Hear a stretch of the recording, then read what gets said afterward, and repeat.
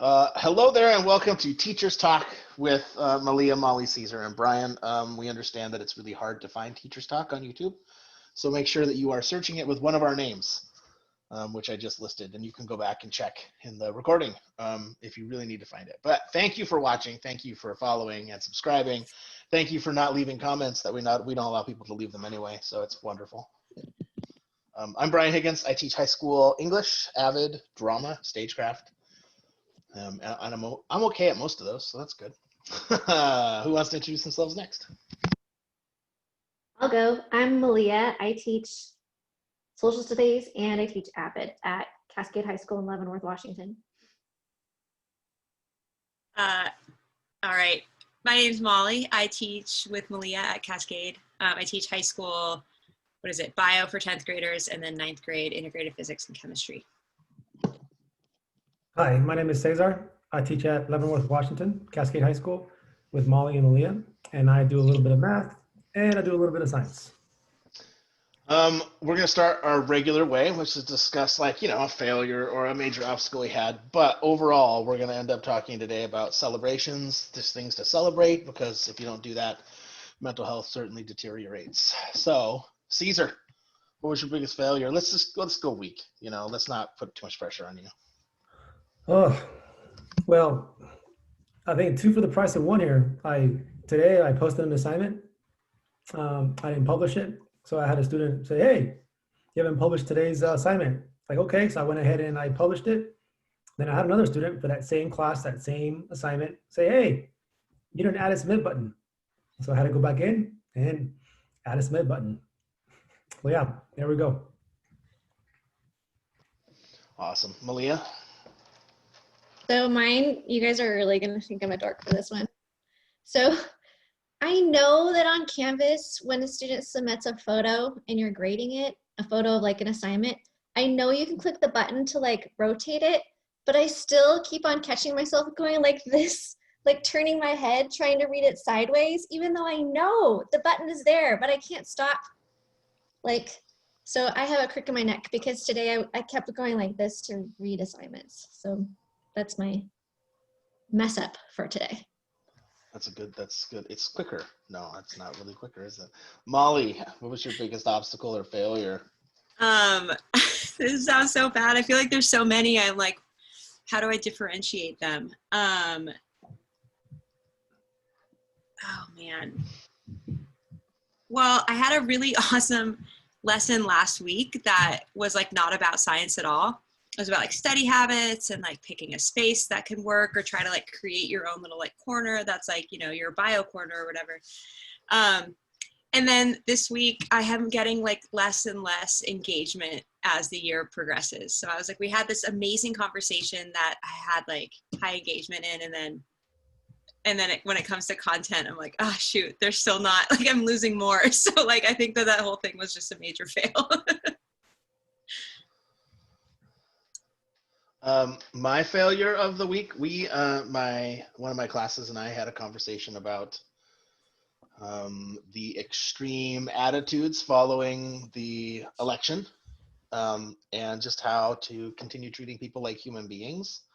And I did a whole bunch of telling and not a lot of listening, and I didn't realize until afterwards that I was like, at the end, I was just like, man, I feel like I just steamrolled them into trying to be nice to each other instead of like really letting them talk and tire themselves out and then swoop in. And so that's rough, it's been a while since I've done that with that class, because over the years I've just made so that felt like 2 steps back with that class, but it'll be fine. But that's a good jumping off point, and let's talk about some steps forward that we are making, or some things that we're seeing with students or teachers innovating, feeling like they're achieving and just finding some success in this environment that we probably felt we would not find a lot of success. Has anyone seen anything they want to talk about? Can I just point out really fast though that it feels like these failures are really just failures, maybe more in our minds than they're actually failures. That's kind of the point of that segment, I would think, because the teachers, we want people to be like, it's just a thing. That's a thing. It's not. But it's not actually a failure. When I do not do something correct, or when I get to the end and I'm like, I could have been more effective, I feel 10 times more the failure. you know, because I'm very critical of myself. I think a lot of people are critical of themselves. Otherwise, we wouldn't have cliches like "you're your own worst enemy," or "you're your worst critic." So yeah, I think that for me at least, it makes it, after you talk it out about it being a failure, you realize that it's not much of a failure. That's the reflective technique. I forced my own reflective technique in there for us to use. So let's celebrate, though. Who wants to celebrate? Cesar had I I wanted to mention some things. So celebration, maybe some successes and some, I guess, some positive stuff. Um, our principal kind of had a staff meeting with us a while ago, and it really kind of set me on a path where I'm at today as far as feeling more positive. I think my students feel a little less stressed, and then, you know, with them feeling a little less stressed, you know, I'm a little less stressed. And so really what he said is, you know, is like, if you're feeling stressed out, you know, it's because of, you know, you're controlling what you do. You're controlling how much you push out there. And then again, that's giving the students work, that's giving yourself, you know, yourself work.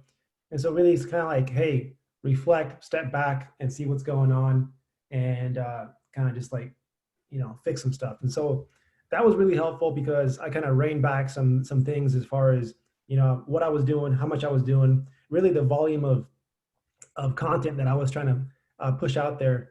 And then I kind of reflected on myself as a, why am I doing this? And then I talked to Molly, I talked to Malia, and it really was, my thought process was, my brain was having a hard time letting go of the amount of content that kids should be learning with the point of view of parents. So I was thinking of, what do parents want?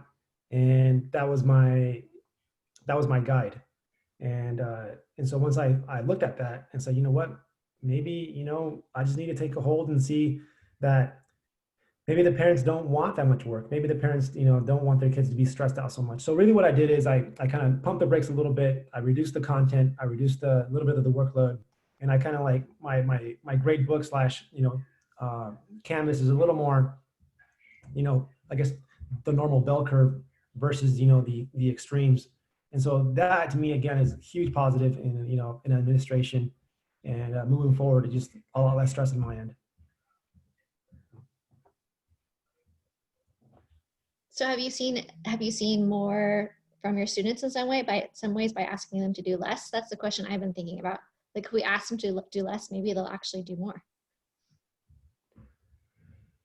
Well, along with what Molly said, I mean, I also gave them a survey, you know, asking them, you know, what works for them, you know, because me and Molly, we collab a lot, and we talk about, you know, the surveys and the responses. And we found that the students, believe it or not, they like direct instruction over Zoom overwhelmingly. And so we're trying to be fancy by creating these awesome assignments on modules that they can do on their own and blah, blah, like they're super interactive and this and that. And kids in our surveys don't want that. They just want direct instruction, you know, whether it's, you know, our face or, you know, watching us write stuff, that's what they want. And it's so simple. And, you know, doing that, I get to interact, I get to have more of a realistic conversation with many students, because I can just like, they're there and I can, you know, say some jokes or just talk about anything, music, current events, you name it, because it's direct instruction. I can just go, you know, versus, hey, I created this awesome assignment on, you know, on Canvas, this module that took me 2 or 3 hours. And then when I look at it, who did it? You know, maybe 6 or 7 students. So again, that's another success. That's another celebration, you know, getting that feedback and, you know, finding success that students want in direct instruction, at least from me, Molly. It's way cool, way cool. Malia, do you have something to celebrate? Well, same thing. I've been trying to focus more on, can you hear my husband right now in the background? Barely. Okay.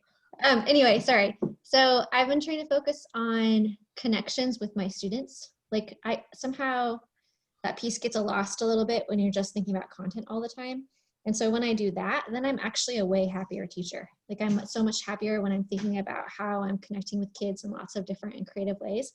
But today was I had fun today on my Zooms, and I don't know how many times I've actually had fun on my Zooms. So we're in the middle, as you mentioned, Brian, of like this contentious election. My 12th grade civics class has been doing this amazing job of holding true to civil discourse and talking in ways that are really appropriate even though they're politically divided. But like, it's gotten to the point where like things are kind of tense. So today, oh, hold on just a second. Well, there's my husband. Anyway, today. And he's gone. And he's gone. He's just disappeared. And he's gone. No, he's on the phone. And he's all right. Should I turn off my screen and keep talking? No. This is what Zoom's all about. This is what life is like. And by the way, your face is not red at all. Oh yeah, I know.